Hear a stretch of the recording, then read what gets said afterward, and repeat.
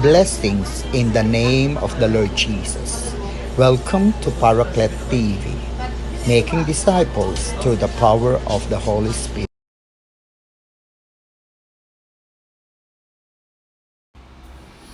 Ilang beses ka na bang inanyayahan ng Diyos na makasama kaniya sa langit? Ang parable o talinhaga ay madalas ginagamit ng Panginoong Hesus sa kaniyang pagtuturo noong nasa lupa pa siya upang gumamit ng mga pangkaraniwang mga bagay o pangyayari sa lupa na may makalangit na katotohanan.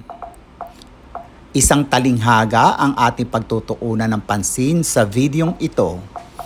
Ito ay ang talinhaga patungkol sa kasalan na matatagpuan sa Ebanghelyo ni San Mateo, Kapitulo 22. Inihahalin tulad ng talinhagang ito ang kaharian ng Diyos.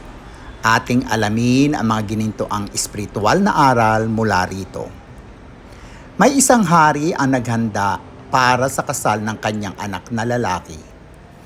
Alam na dahil hari ang naghanda ay masasabing bongga at walang katulad ito.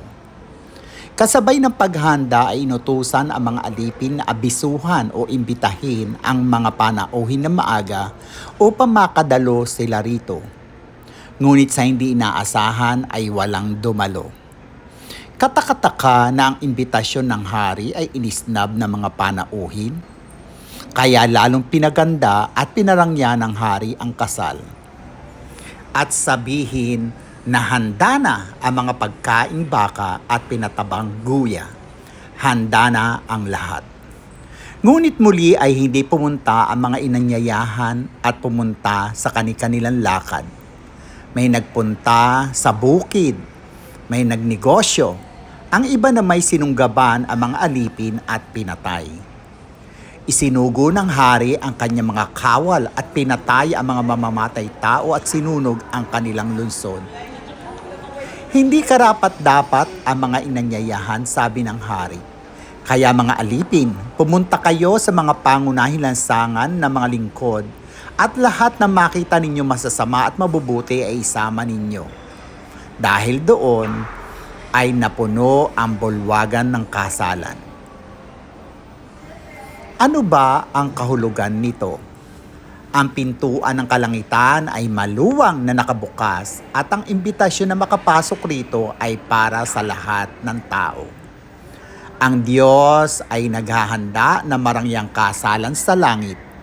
Sinasabi ng Pahayag 21 verse 2, ito ay kwento ni Juan na nakakita ng pangitain.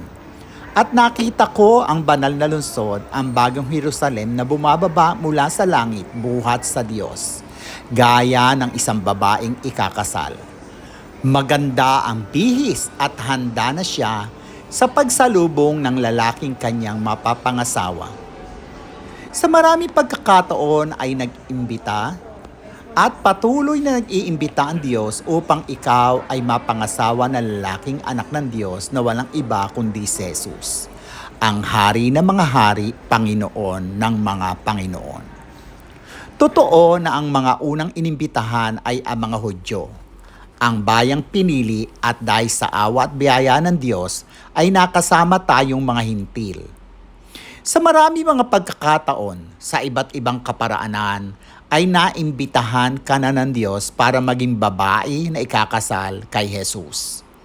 Noong panahon na narinig mo na ipinapangaral ang Ebanghelyo, nung pinsan ay nakapanood ka sa YouTube at nakinig na pangangaral.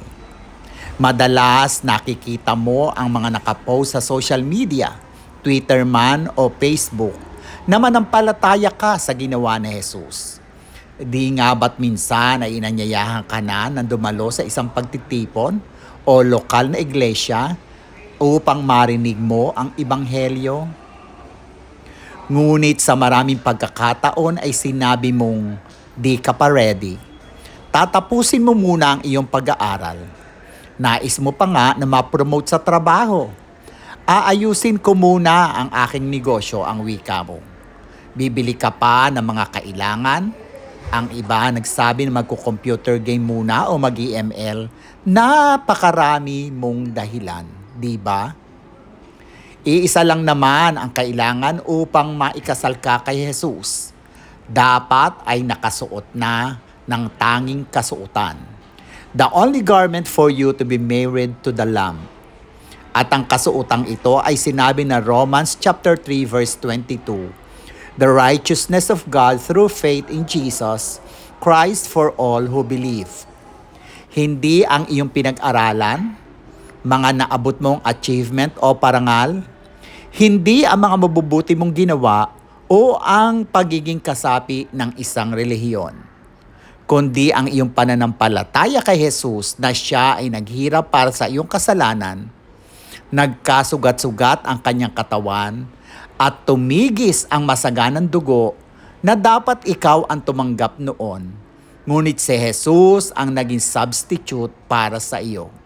At sa iyong pagsisisi ay nahugasan ang iyong mga kasalanan.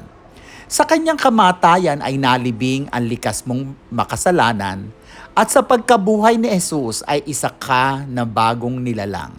At patuloy na binabago hanggang sa muling pagdating ni Jesus ang kalubusan ng iyong kaligtasan.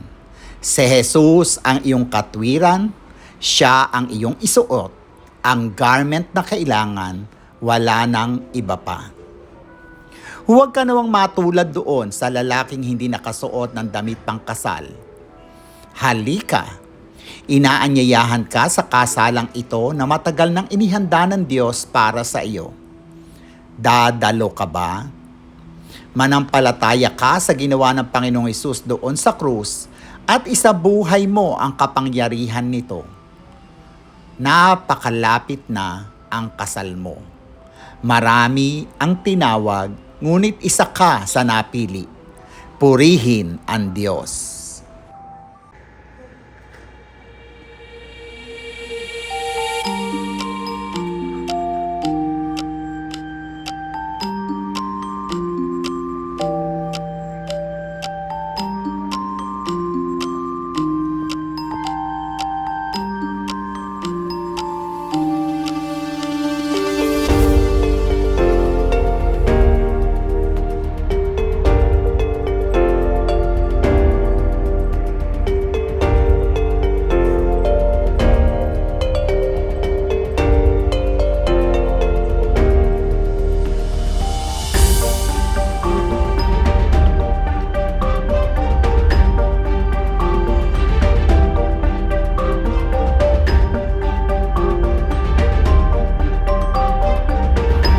Share Jesus. Subscribe, share, all of that.